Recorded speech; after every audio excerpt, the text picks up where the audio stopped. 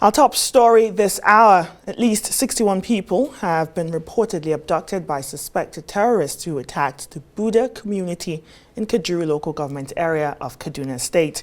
Confirming the incident to Arise News, Buddha ward councillor said more people would have been abducted if it wasn't for the timely intervention of the military.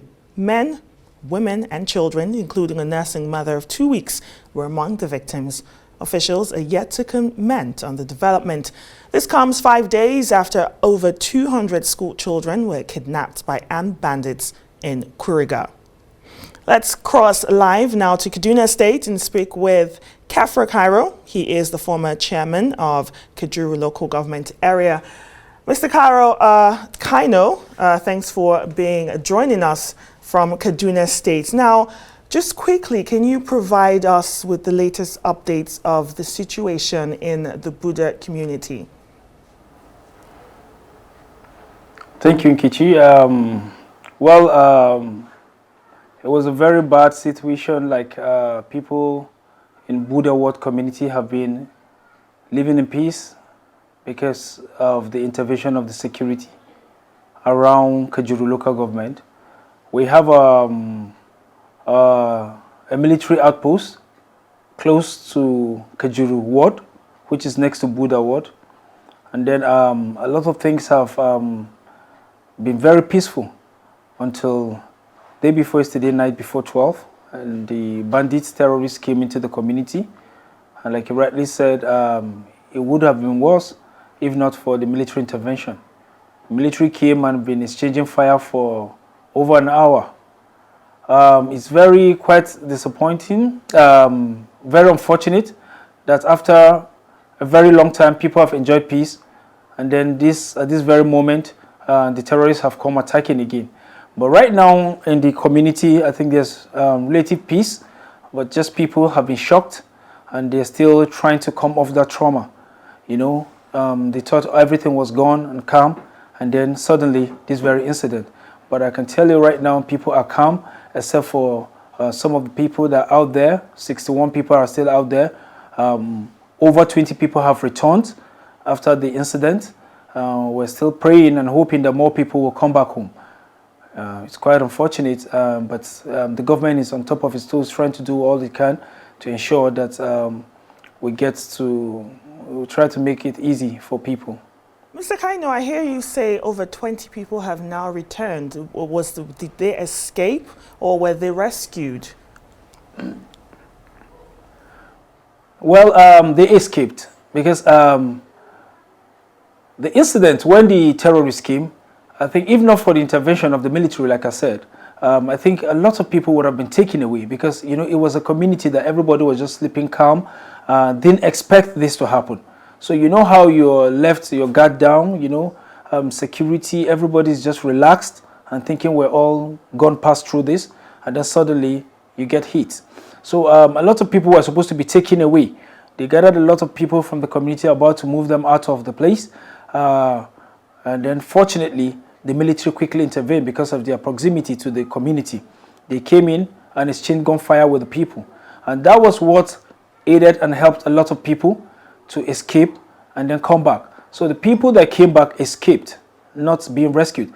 But yes, the intervention of the military was what caused the confusion within the terrorist camp that was able to help some people escape and find their way back. That allowed those people to escape. I don't know if you've spoken to some of those people and what was sort of their experience, this terrible experience. If you've spoken to any of them and you'd like to share with us what they've been saying. Well, I wouldn't want to mention any name at this moment, you know, for security reasons. But yes, I spoke to some people. For example, there's a man who's in his house, about 12 people were taken away. But I think at this moment, there are just 3 people left with the captives, with the terrorists. 8 people have been able to find their way back and escaped. So they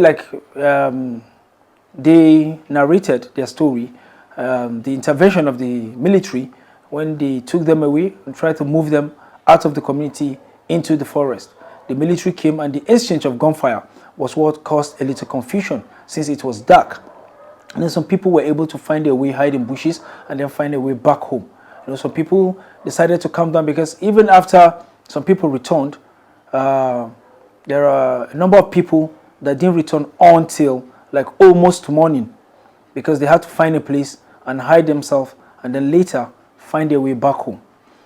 A terrible, terrible scenario. Now, how is the security right now in the community? Security forces all around the community, obviously coordinating sort of their response and ensuring the safety and release of those taken. What can you tell us about that? Well, at the moment, you know, Buddha ward is a ward that before now had their own kind of security architecture. What we did when I was the local government council boss, the chairman back then, we ensured that most of the communities that were being attacked or being always experience this kind of terrorist, you know, attacks, we ensured that we try to build a little kind of local vigilante group to keep watch over the night, because you will realize that the terrorists have tried to change their mode of engagement, and then most times they don't even come at night. Sometimes they come early in the morning. So we have a couple of people who keep watch, giving them some few hours. We had intervention from USAID and all that. They gave them equipment to use to keep watch over the night, you know, boots, torchlights and all that. So we kept people, and then some people work for 6 hours, sometimes 12 hours, and then at the end of the day, they exchange, some new people come in. So it's a community that have had experience in the past. And then at a point, the bandits were coming, mingling with the people, and buying foodstuff and other logistics from the community. But when we realized that if this goes unabated, it's going to be a very big disaster. So we decided to keep, the military always goes there, check, and then the people themselves always keep watch in the night. They always keep watch and watch. So they became relaxed after a while, thinking that peace has returned.